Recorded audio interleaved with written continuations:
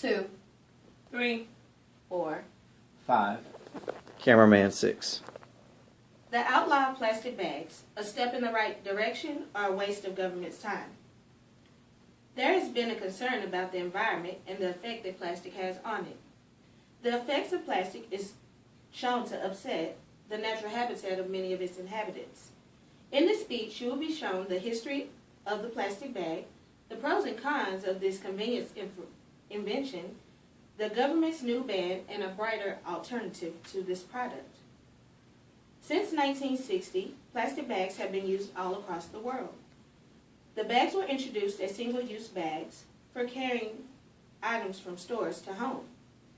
As some of you may know, it's not uncommon to use them for other uses such as trash bags, as seen here, or storage. A very bright Swedish engineer, Stephen Gustav Thulin, developed the method of forming a simple one-piece bag by folding, welding, and die cutting a flat tube of plastic for a local packaging company.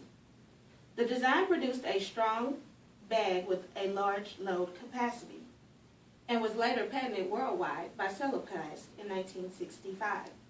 That can be found at www.wikipedia.com. The company set up an automatic domino effect across the nation that spread over the U.S. in 1977.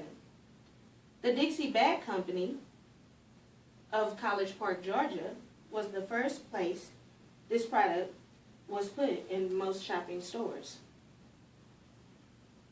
By 1982, other companies had joined the trend, and then began the paper or plastic era. Now that we've had a brief history of the product, let us now move on to the effects it has on our growing country. Have you ever heard the expression, take care of Mother Earth and she'll take care of you? Yes. Okay. Well, keeping that in mind, there are many pros and cons that come with plastic convenience. The pros will be considered amount of time, a bag that carries items from the grocery store. For some, it may ensure a simple lining in the wastebasket. Without the high price of those Glad trash bags or hefty trash bags we all buy.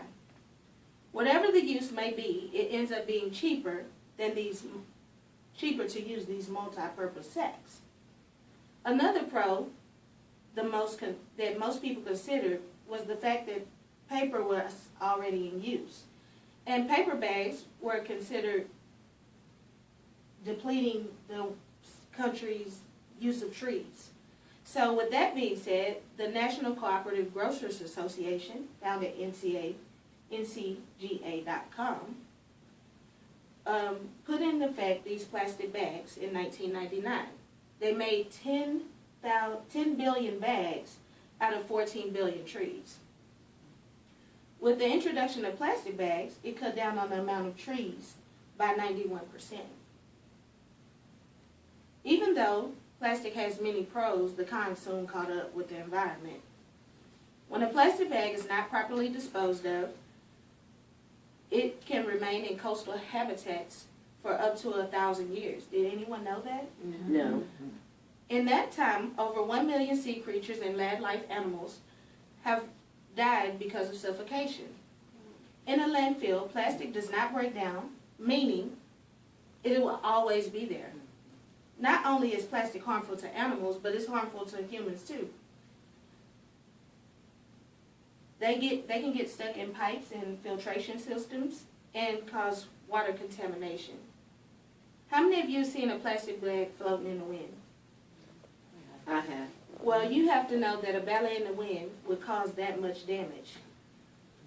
Now we will be discussing the cons, discussing the government's attempts to ban the use of plastic bags.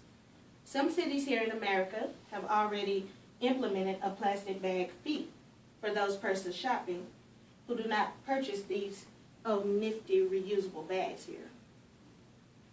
With that being said, the first city to jump on this bandwagon was San Francisco, which was March 2007. You can find that at sgca.com. The ban was first placed on large grocery chains and widespread pharmacies. To this day, 4 countries have banned the use of plastic shopping bags, and most cities in America place a tax on using them. They do this to still give people the option to use them, but hope to discourage the use of them altogether. Now for a brighter approach to the situation. Most major groceries or shopping centers have produced a more eco-friendly approach to the growing bag issue. Throughout the years, people have gotten very creative on how to carry their products home. Not too long ago, I was at Sprouts, and they had these reusable bags, and you use the reusable bags, and they take a percentage off of your grocery bill.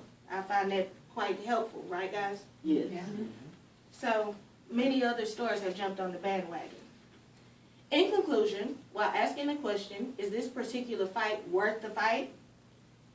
Then we should think about what we've discussed today.